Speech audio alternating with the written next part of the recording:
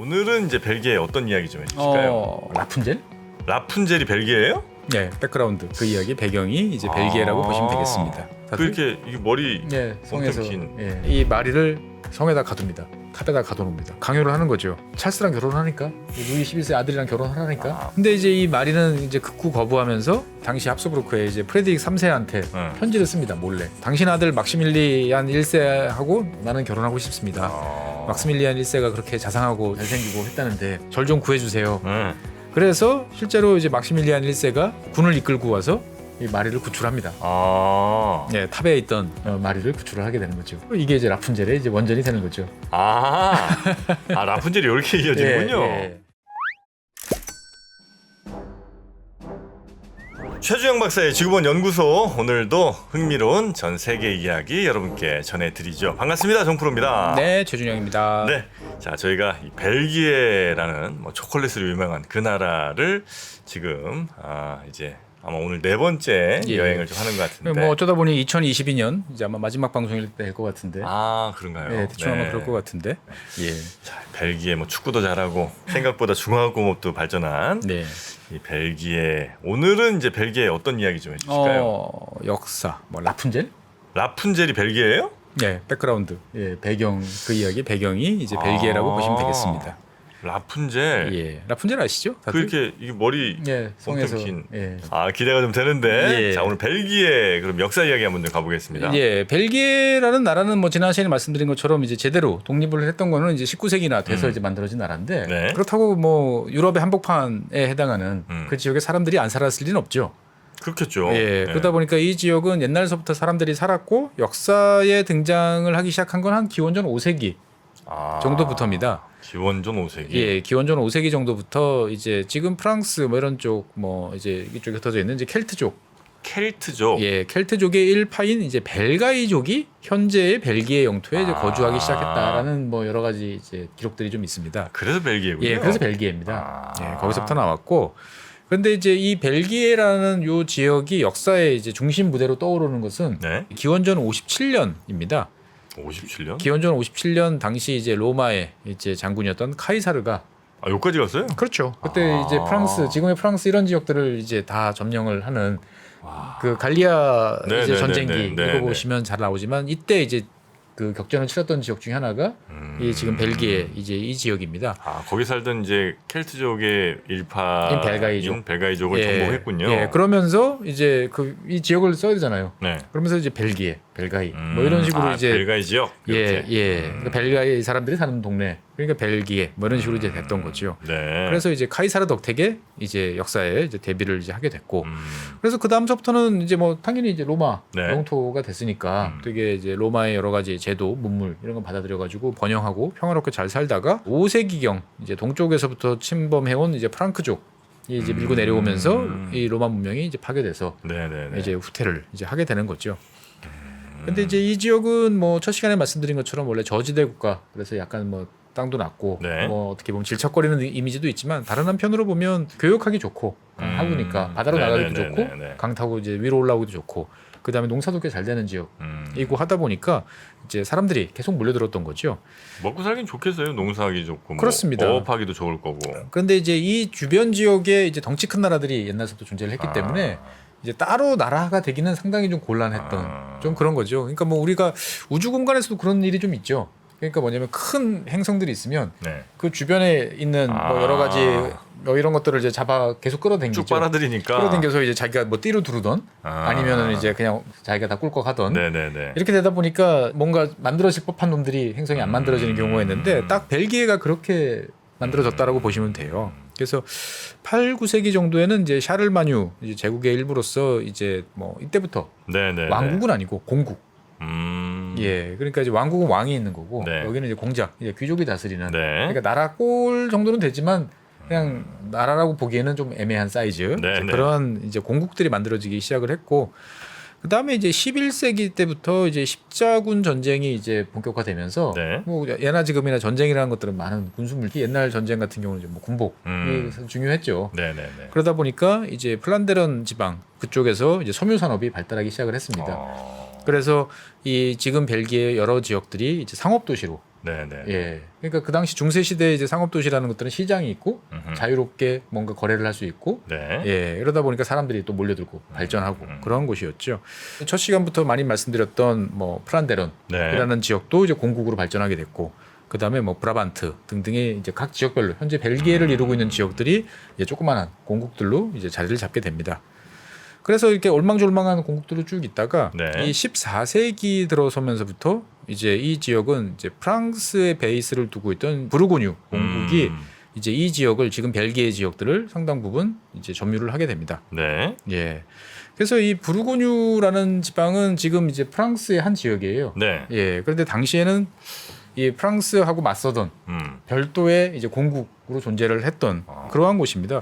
부르고뉴가 뭐 유명한 게 있었던 것 같아요. 부르고뉴 그러면은 좀 낯선다 그럴 텐데 이걸 영어식으로 부르면 버건디예요, 버건디. 버건디. 예. 아 컬러 버건디 예, 컬러 할 예, 때. 그게 이제 이 부르고뉴 뭐 와인이나 이쪽에서 유래된 이제 그런 거죠. 네네네. 그래서 이 부르고뉴라는 이야기는 지명이나 동네 이름은 이제 서양 역사에 대해서 관심 있으신 분들은 언뜻 많이 들어보셨을 많이 들어본 것 같은데. 진짜. 예, 그러니까 뭐 있더라. 이 부르고뉴라는 지역은 기본적으로 프랑스 네. 역사와 전통을 자랑하는 프랑스. 네. 그 다음에 지금 독일 지방을 중심으로 한 이제 신성 로마 제국, 네. 즉 합스부르크 네. 왕조.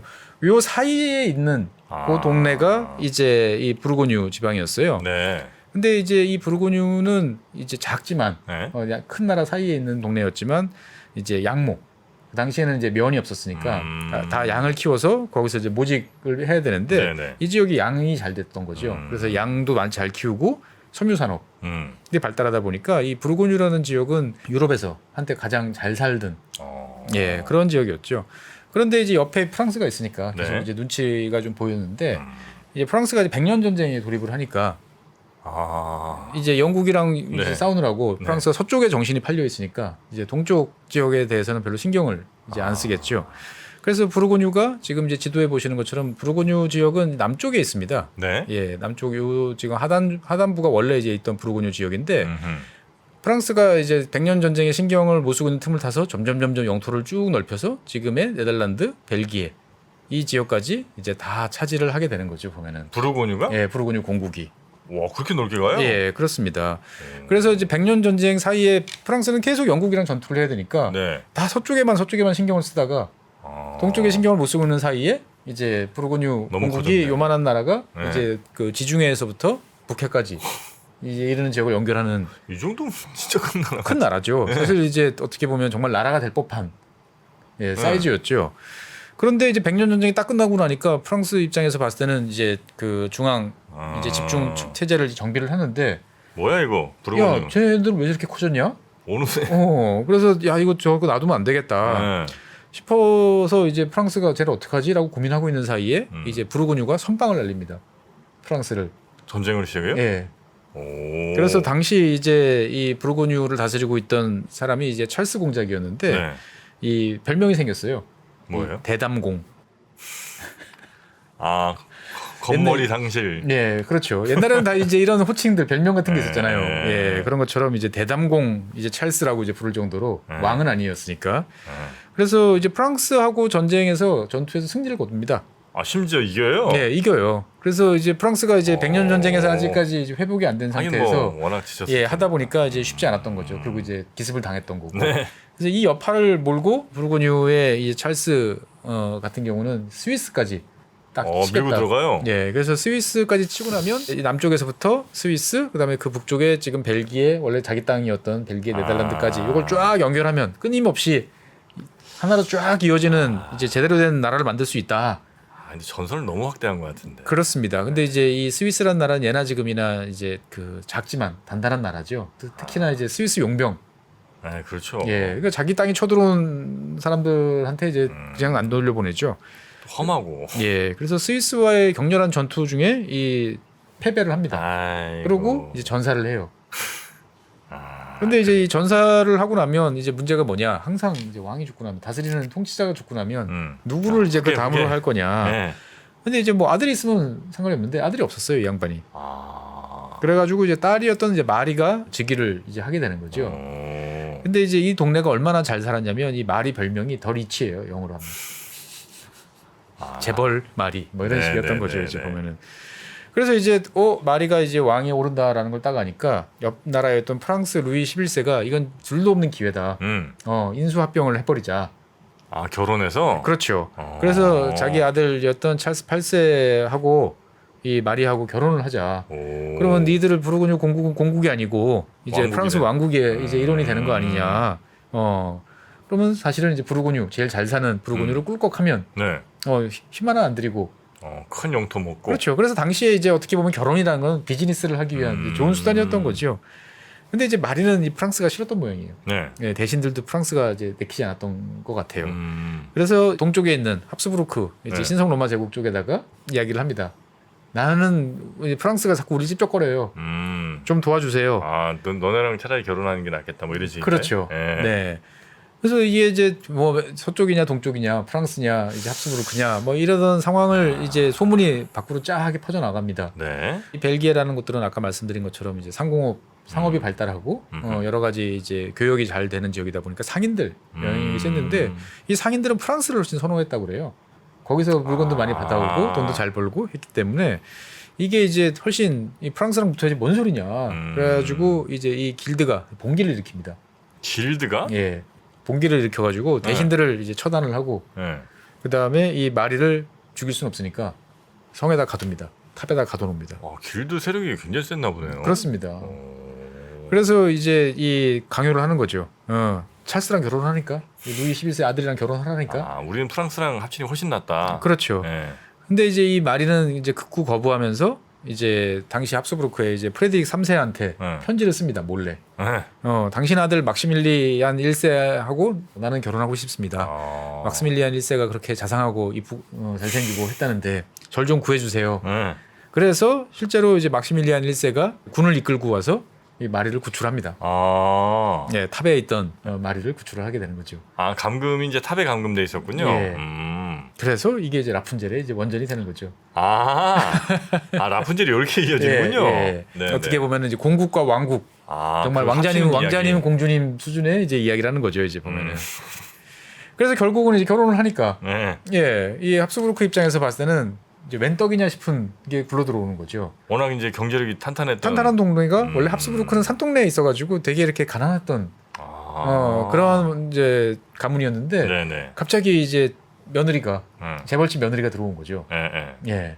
그래가지고 이제 합스부르크 왕가가 이때서부터 이제 프랑스와 맞짱을 뜰 만한 이제 경제력을 보유를 하고 점점 이제 성장을 하게 되는 거죠. 그러니까 프랑스 입장에서 봤을 때는 그거 그대로 내버려둘 수가 없잖아요, 보면은. 그렇죠. 그래가지고 이제 전쟁을 이제 벌입니다. 이 부르고뉴 지방 내 거야, 네 거야, 뭐 이제 해서 하다가 결국은 이제 합스부르크가 이제 승리를 하게 되는 거죠. 프랑스도 져요? 집니다. 그러니까 프랑스는 전쟁을 많이 하는데 생각보다 이기는 전쟁보다 지는 전쟁이 많아요. 왜냐하면 이제 원체 많은 전쟁을 벌이다 보니까. 그런데 이런 와중에 부르고뉴 공국의 지도자였던 메리가 이제 사망을 하게 됩니다. 그러면서 이게 이제 잠깐만 이게 죽었는데 당사자가 자식도 못 낳고 이거 어떻게 하지? 이 땅을? 이제 이런 생각을 하는 거죠. 자식을 낳아야 자식도 낳고 이렇게 쭉 내려오면 당연히 그게 받아가지고 이제 탄탄하게 내 걸로 되는데 지금은 이제 내 걸로 확실하게 되기 전에 이제 죽었단 말이죠. 그러니까 이제 그 프랑스가 야 이렇게 되면 이야기가 달라지지. 니들 아직 그 100% 인수합병한 거 아니잖아. 등기 안 쳤잖아 보면. 니네 MOU 단계잖아. 지금 이제 중도금만 낸 거 아니야 보면. 합스부르크도 이것 때문에 또 계속 싸우기도 좀 그렇고. 그러니까 가릅니다.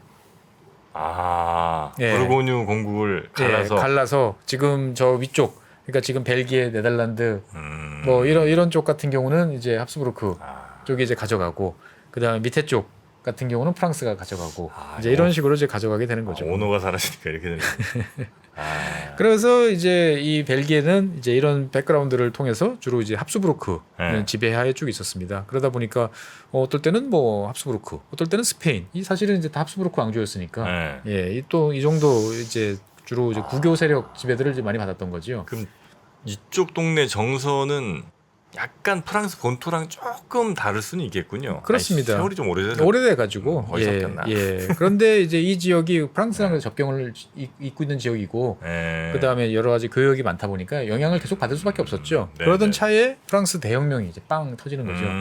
그러니까 당연히 옆 나라부터 이제 그 혁명에 여파들이 이제 넘어가게 됩니다. 혁명이 그리고 그 전쟁, 네. 오스트리아랑 이제 나폴레옹이랑 여러 번 프랑스랑 계속 네, 싸우죠. 네, 네. 근데 계속 뭐 판판이 이제 합스부르크 그 이제 오스트리아가 깨지니까 벨기에는 자연스럽게 지금의 벨기에는 자연스럽게 프랑스 이제 영토로 이제 바뀌게 됩니다. 그러면서 프랑스 헌법, 뭐 나폴레옹 법전 이런 것들이 이제 적용이 되는 거죠. 네, 네. 그래서 이제 첫 시간에 말씀드린 것처럼 이제 나폴레옹이 몰락을 하고 난 다음에 이제 빈에서 회의를 하게 되는 거죠. 네. 다시는 저런 이제 깡패 같은 애들이 나오지 못하도록 우리가 하자. 그래서 이제 프랑스 너희들은 그렇다고 너희들 없애버릴 수는 없으니까 영토를 조정을 하고 네. 너희들이 뺏었던 땅들 다 토해내고 그러고 나니까 이제 이 벨기에 얘네 어떡하지? 이거 되게 애매한 땅인데 네. 옛날처럼 내버려둘 수는 없잖아. 이제 어느 나라에 이제 국가라는 땅으로 딱 편입을 해야 되는데 어떡할 거냐라고 하다가 그러면 프랑스에 다시 돌려주면 곤란할 것 같으니까 네덜란드 갖고 와라. 네덜란드가 예.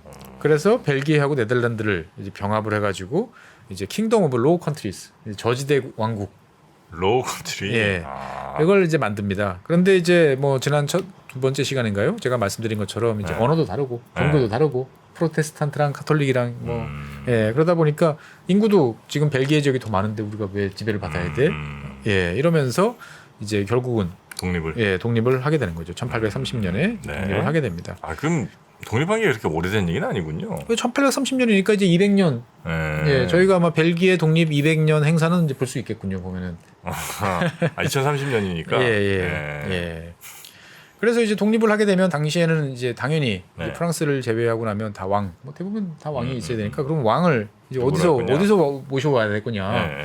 라고 해서 이제 여러 주변 나라들이 이제 협상을 벌인 끝에 지금의 독일이죠. 작센, 뭐 코르트코, 고타라고 하는 긴 이제 이름의 왕가, 독일의 네. 어떤 조그마한 공국에 있던 사람을 왕으로 벨기에 왕으로 모셔오게 됩니다. 네. 그래서 이렇게 이제 독일 지역에서 오게 된 이유 중에 하나는 이 양반이 레오폴드 공인데 이 빅토리아 영국 그 여왕, 영국 여왕의 이제 숙부예요. 네. 예, 그러니까 이제 빅토리아 여왕의 큰아버지였던 조지 4세의 이제 사위였죠. 그러니까 이제 영국 입장에서 봤을 때는 자기 이제 친척벌 되는 사람이 벨기에 왕으로 가는 게 좋겠죠, 아무래도. 좋죠. 예. 예, 그래서 합의를 주변 국가들한테 합의를 받아서 가게 된 거죠. 네. 그러면서 이제 그 런던 조약에서 그럼 벨기에라는 나라가 새롭게 독립을 한다는데 이 나라 다 인정할 거야? 그래서 주변 국가들 이제 모아가지고 회의를 합니다. 런던에서. 네. 그래서 1839년에 런던 조약을 맺어서 주변 지역들이 나라들이 이제 벨기에라는 나라를 승인을 합니다. 정식 나라. 근데 조건이 하나 붙어요. 너희들은 영세 중립국. 영세 중립국. 예, 영세 중립국이란 건 이제 영원히 독립을 지킨다. 네네네. 그래서 너희 나라를 쳐들어오는 나라한테 대해서는 니들이 싸울 수 있지만 그거를 제외한 다른 무력 분쟁에 개입해서는 안 된다. 약속할 수 있지? 너희도 말 지키면 우리도 안 쳐들어갈게. 그러니까 이게 영세 중립국은 내가 영세 중립국 할게요. 이렇게 손 들으면 되는 게 아니고 다른 나라들이 보장을 해줘야 되는데 네. 사실은 그 보장이라는 게 휴지죠. 뭔 일 생기면 뭐. 그렇죠. 그래서 이제 벨기에는 어떻든 간에 그런 유럽 국가들의 네네네. 역학관계, 그다음에 이제 지역적 상황 이런 걸 토대로 해서 레오폴드 공을 이제 왕으로 이제 모셔와서 네. 1831년부터 이제 왕국으로 이제 변화하게 되는 거죠.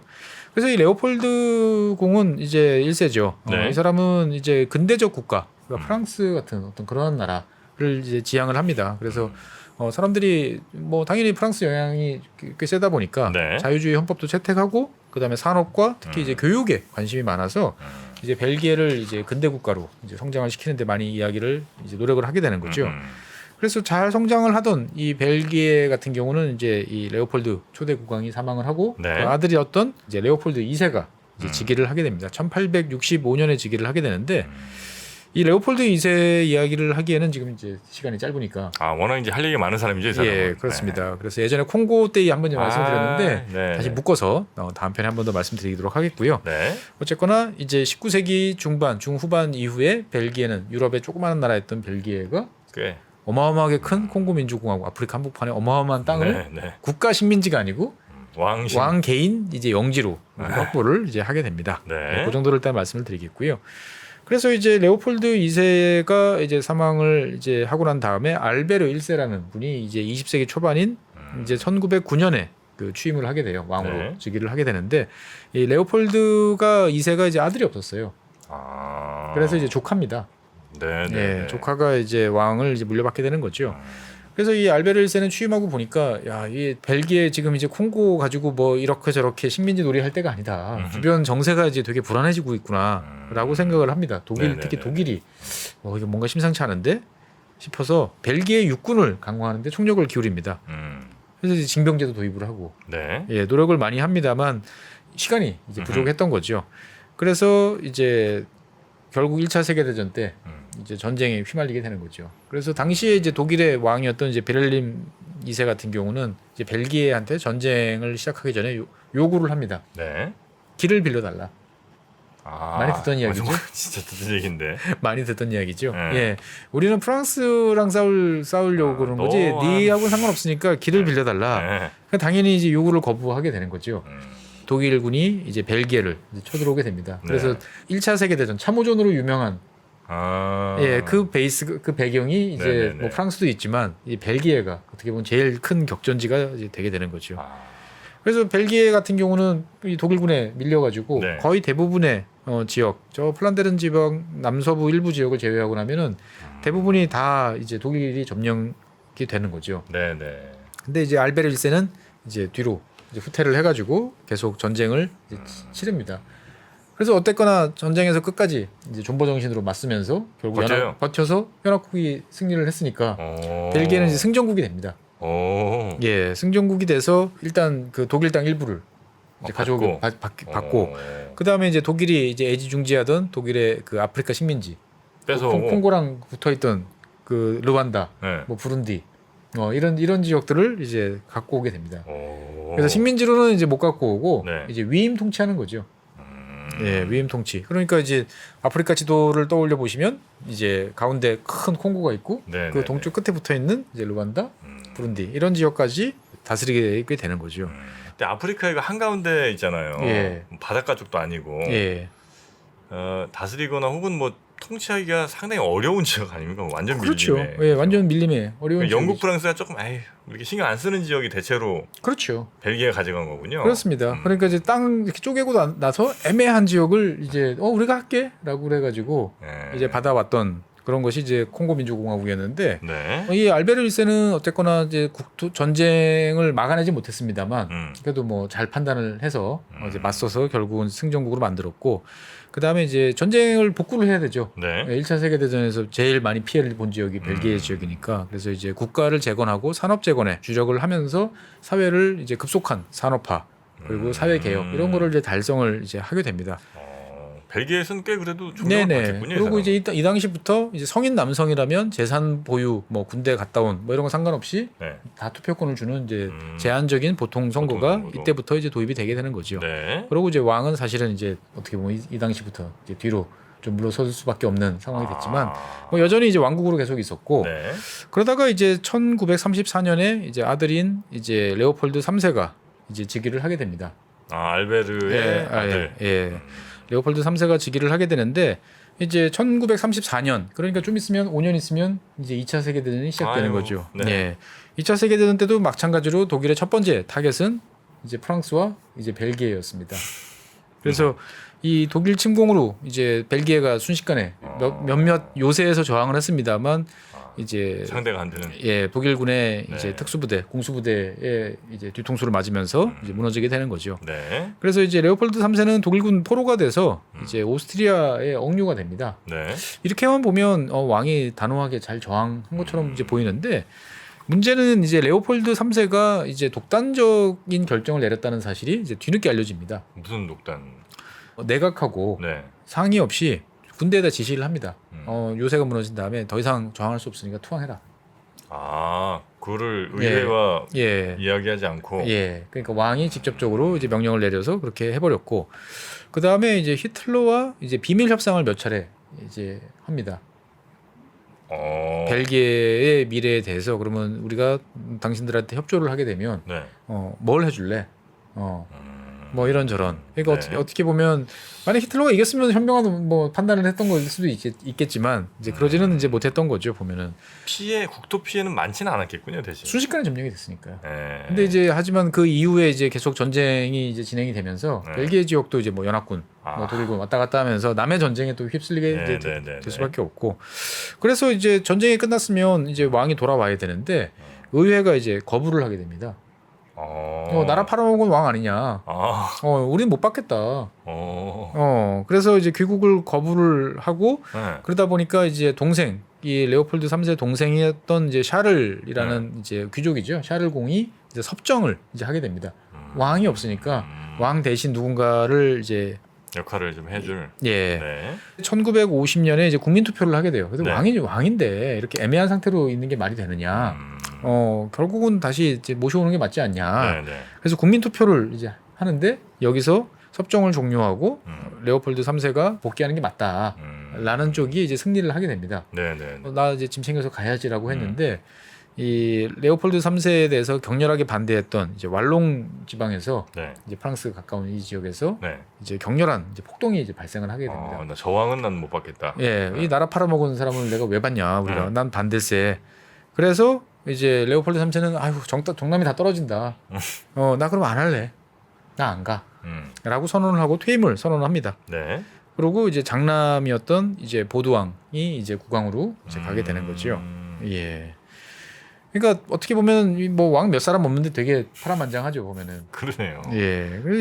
또 한편으로 보면 벨기에라는 나라가 이게 옛날서부터 장사를 잘하던 나라라서 그런지 몰라도 전쟁 와중에도 할 건 다 해요. 그러니까 지난 첫 번째 시간에 이제 베네룩스 3국 뭐 이야기 나왔었잖아요. 이 2차 세계 대전이 한창이던 그 1940년대 초반에 이 네덜란드, 벨기에, 룩셈부르크 이 나라들이 다 독일을 피해 가지고 이제 다 영국에 망명 정부를 두고 있었어요. 그래서 여기서 런던에서 자기들끼리 모여 앉아서 회의를 합니다. 야, 전쟁이 끝나면 어떻게 될 거냐? 그러니까 이제 네덜란드도 야 이게 우리가 덩치가 작으니까 뻑하면은 이제 휘말려 들어가고. 우리 이렇게 작은 나라들끼리 뭔가 되게 어렵다. 그렇죠. 합시자까지는 좀 아직 아니지만 뭔가 힘을 합치는 게 좋지 않겠어? 그래서 이 런던에서 집도 절도 없이 떠돌던 시절에 회의를 거듭하면서 경제 및 통합을 논의를 합니다. 세 나라가? 예. 참 대단한 거죠. 어떻게 보면은. 이게 EU에 막 그 원조가 되고 이런 거예요, 혹시? 네, 맞습니다. 그래서 이 아직까지도 이제 런던이 이제 뭐 V2 로켓 이런 걸로 이제 폭격을 받던 1943년에 상호 통화 협약이라는 걸 체결을 해요. 야, 세 나라가. 네.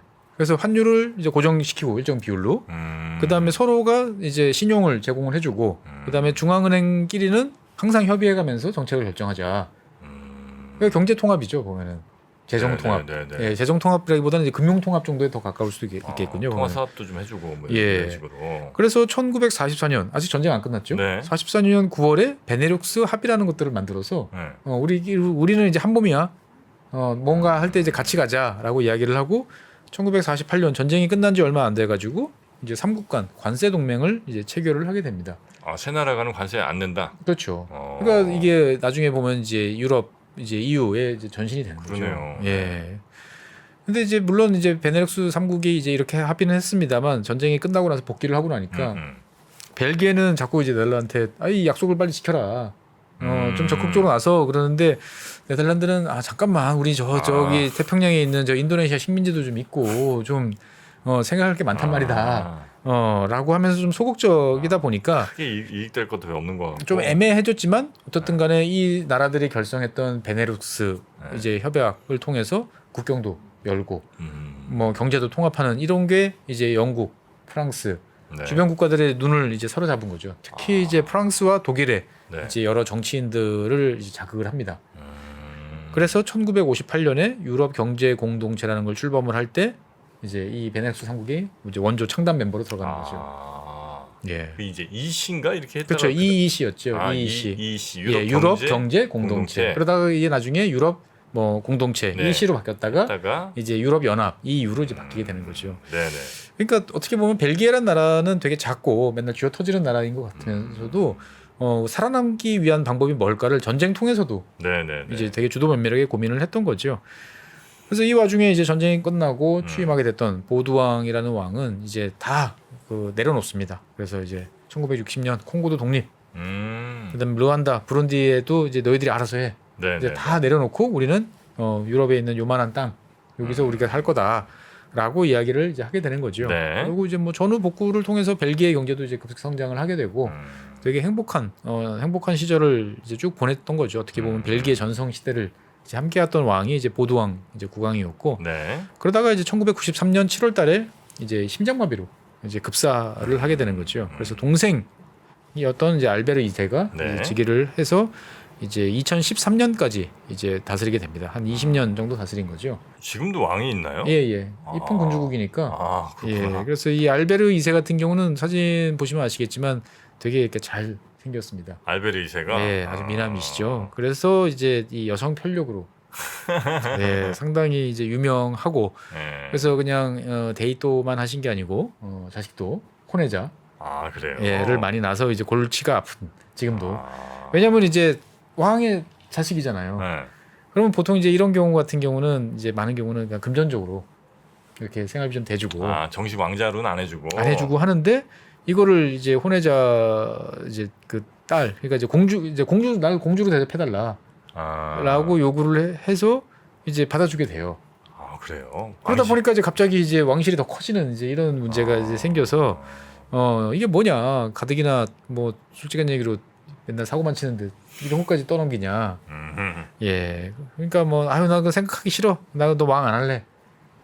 아, 왕폭이요? 예. 그래서 나 건강도 별로 안 좋고 그래가지고 네. 아들 너 왕해라. 2013년에 아들한테 넘깁니다. 어허. 그래서 현재도 아직 이 알베르 2세는 살아 있어요. 예. 근데 그냥 그렇죠. 데이트만 좋아하시고. 예. 요즘엔 뭐 건강이 좀 안 좋아져서 그런지 이제 그 부인이랑 다시 또 사이가 좋아졌다는. 아니 건강이 안 좋아지는데 부인이랑 사이가 참 알베르 2세. 예. 그리고 현재는 이제 필리프라는 이제 네, 국왕이 네, 네. 이제 이제 입헌 군주국의 왕으로서 있는 거죠. 최근 들어서 이제 이 벨기에 공주가 요즘에 뉴스에 가끔 등장을 하기도 했었죠. 얼마 전에. 그러니까 이 공주가 그 아니 그 공주는 아니고. 그 공주 아니고. 예, 그 공주는 아니고. 네. 예, 필리프가 낳은 자식들이 이제 필리프의 예. 그래서 이 첫째가 그 딸이에요. 네. 그리고 그 밑에 이제 아들들이 있는데 보통은 예전 같으면 이러면은 이제 첫째가 딸이어도 당연히 둘째가 아들이면 아들이 이제 네, 왕을 네. 받아가는데 1991년에 벨기에 헌법이 이제 대폭적으로 수정이 됩니다. 그러면서 뭐 딸아들 아들딸 구별 없다. 네. 무조건 첫째가 왕이다. 그런 게 있어요. 헌법에 이제 박아놓습니다. 오. 그래가지고 이제 2001년에 태어났던 이제 엘리자베트라는 이름의 이제 공주님이 이제 지금 아버지가 이제 뭐 돌아가시던 아버지가 이제 왕을 내려놓으면 이제 여왕으로 등극할 이제 상황인 거죠. 네. 그런데 이제 이 공주께서 이제 최근에 육군사관학교에 이제 입학을 하셔서 훈련 받는 모습이 많이 이제 나왔죠. 생각이 있으신 모양이네. 그렇죠. 예. 예, 당연히 이제 그 왕으로서 이제 교육을 받는 거죠. 그래서 이제 열심히 이제 바닥에서 벅벅 끼고 체력 단련 PT하고 하는 사진들이 이제 벨기에 왕실 이제 타이틀로 이제 전 세계에 이제 뿌려지기도 이제 했습니다. 다른 나라들에 비해서 예를 들면 왕의 그래도 할 일이 좀 있는 나라에 아니면 그러니까 이제 할 일이라고 하면 지난 시간에 말씀드린 것처럼 언어별로 이제 연립 정부가 구성이 잘 안 될 때 이제 그 왕이 그래도 이제 중재를 조율을 하다 보니까 왕이 뭐 완전히 노는 건 아니고. 아니지만 이 영국이나 이런 나라들처럼 국민들한테 어떤 뭐 사랑받고 좀 필요하다 이런 거에 대해서는 상당히 좀 왕이 왜 필요하지? 라는 그런 근본적인 질문에 항상 시달리고 있어요. 그래서 유럽에 보면 왕가들이 많은데 네. 그런 국민들한테서 별로 그렇게 존중받거나 좀 이렇게 좋은 평가를 받지 못하는 왕가가 대표적인 게 이제 스페인. 예. 그 다음에 벨기에도 좀 취약한 상태예요. 그러다 보니까 이제 과연 이제 엘리자베트 이제 공주가 이제 여왕으로서 즉위를 할 수 있을 것이냐, 뭐 이런 또 의문을 제기하는 사람들도 있습니다. 근데 그러고 보니까 이제 유럽에는 왕들이 여전히 있네요, 그죠? 스웨덴인가도 왕이 있죠. 그렇죠. 그러니까 북유럽 중에서 핀란드만 공화국이에요. 아, 그런가요? 네, 네덜란드도 왕이 있고요. 그 다음에 덴마크도 왕이 있고요. 예, 다 있습니다 보면은. 그러니까 은근 왕이 많아요 아직까지.